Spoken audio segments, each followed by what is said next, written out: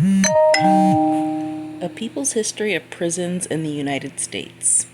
Interview by Jeremy Scahill. Intercepted May 2017.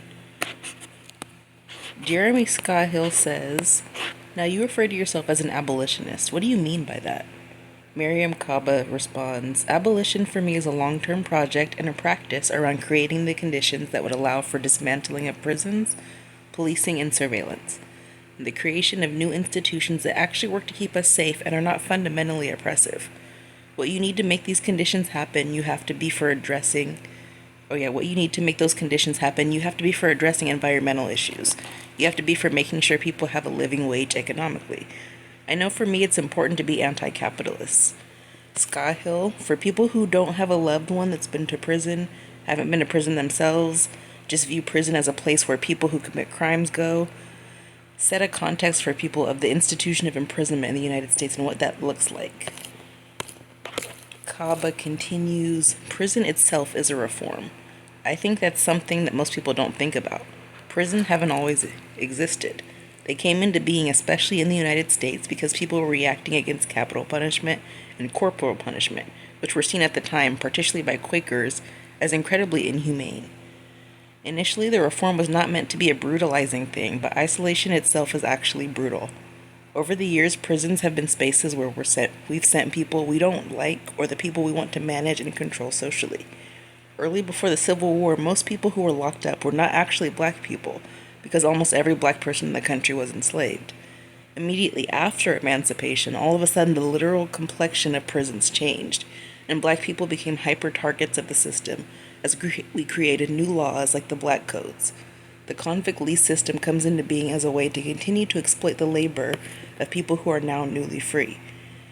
The reason to talk about that history is to demystify how and why people ended up behind bars initially. It wasn't really about crime. It was about a perception that black people were inherently criminal, that black people couldn't manage freedom. This was the story that got told, and prison became a site for continuing to control blackness. In the late 1960s, violent crimes are rising at the same time as the Black Power movement is expanding, and these two things are being brought together. Between 1825 into the late 1960s, the prison population is stable and pretty low. In the late 1960s, you've got all the scholars and activists talking about the end of prison. People are talking about the prison as being over. You have to think about how the United States went from the end of prison to all of a sudden the largest jailer in the whole world. Excuse me. And that's because of a set of bipartisan policies, but really takes off with Lyndon B. Johnson. Johnson wants to fight the war on poverty, and he gives in on creating a war on crime arm of the and he gives in on creating a war on crime arm of the war on poverty. I'm not sure what it means by that. And what do the Republicans do? Which they also always do so well. They defund the poverty angle and keep the war on crime. Scahill, what was the motivation in your assessment of those politicians, both Democrats and Republicans? Kaba, it was the quote-unquote riots. It was the images of those young black people in Harlem in 1964, and in Watts in 1965. In all these places where there were urban disorder and urban unrest, in quotes, and the face of that was black young people. You can't talk about criminalization in this country without understanding the history of blackness and black people in this country. Politicians have used us as the fuel to make things happen. We're always the canaries in the coal mine. For example, let's look at Bill Clinton and the 1994 crime bill. Clinton gives people an ideological basis to continue to do what they've been doing. He was one of the most destructive presidents for black people, and we're still trying to recover from his reign, including in terms of what he put into place around immigration and immigrant detention. A lot of people don't think about that as black, but the people who were most incarcerated within immigrant detention are disproportionately black immigrants. Scahill, and of course you had this massive atrocity that happened at Guantanamo with Haitians who were fleeing violence that the United States sponsored in the form of overthrowing Aristide. And then you had, and I think a lot of people, particularly young people, don't know this history. Before Guantanamo was the place where Bush stuck people extrajudicially in the so-called War on Terror, Clinton piled up the bodies inside of Guantanamo of the first independent black republic in the Western Hemisphere, right? Let's see. Oh yeah, Kaba, that's right. It came back to haunt Hillary Clinton in Miami, with Haitians not voting for her, so people have long memories. But Clinton's welfare reform, or what we call welfare deform, had such an impact, particularly on single black mothers. The carceral state was reinforced and made much more brutal through the three-strike laws, though the mandatory minimum sentences were upped. Though his horrific behavior around rushing back to Arkansas during his election to go and put somebody who was mentally disabled to death. He really set in place the apparatus that we are still trying to dismantle today.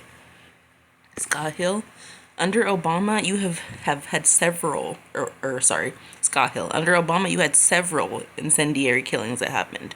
You had George Zimmerman murdering Trayvon Martin, you had the shooting of Mike Brown, and we can go down a whole list of people. I remember as a kid growing up in Milwaukee, the police shooting an unnamed black man named Ernest Lacey. What was it about this string of incidents that seemed to rejuvenate a rebellious atmosphere in this country that was in large part led by young African Americans and other people of color across this country? And they weren't being organized by Al Sharpton or some national network. It was a spontaneous response.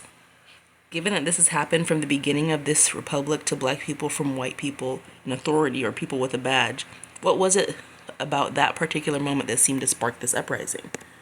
Kaba, almost every urban uprising in the country's history has police violence at its root. If you look at the 1935 Harlem quote-unquote riots or Harlem uprising, at the core of it is a rumor that a young Puerto Rican boy is killed, but he wasn't actually killed, and that sparks the conflagration.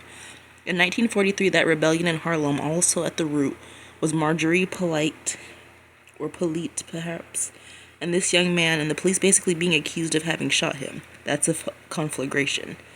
1964 is also a young black man who was shot by the cops in New York City. If you look at the history of all the different uprisings going back to the early 1900s, all are sparked by police brutality. The reason that's the case and has always been the case in this country is because it is the most clear example of being treated unjustly in the country. It's the clearest way that almost every black person can see that they are second class. In other things, it's diffused. We know there are poor people, but if you yourself are not poor in this country, you can pretend they don't exist. And that includes black people. You can live in a way that ignores black poor people, except that many, many black people are tied to poor people anyway. Even if they left their communities, a lot of their families still are struggling, so we see it in a different way. But just not having the right to exist, to walk down the street without being harmed, that consistent knowledge of that is something that, and Scott Hill says, by the people who taxpayers are financing to supposedly keep order and safety. Exactly. Kaba says exactly. The gatekeepers of the state are turning literally their guns on us. And so it is a sight that makes sense, where people feel a direct, visceral sense that this is freaking unfair. What are they doing to us? And it's in quotes. That last two sentences was in quotations. And that's been along the way. I think that's why it's important to put the movement for Black lives that continues to happen right now in its proper context. It's only part of a long freedom struggle that has gone on in this country for as long as black people have been here. Thank you. And next will be Arresting the Carceral State. I believe that's only 4 or 5 pages, so should be soon enough.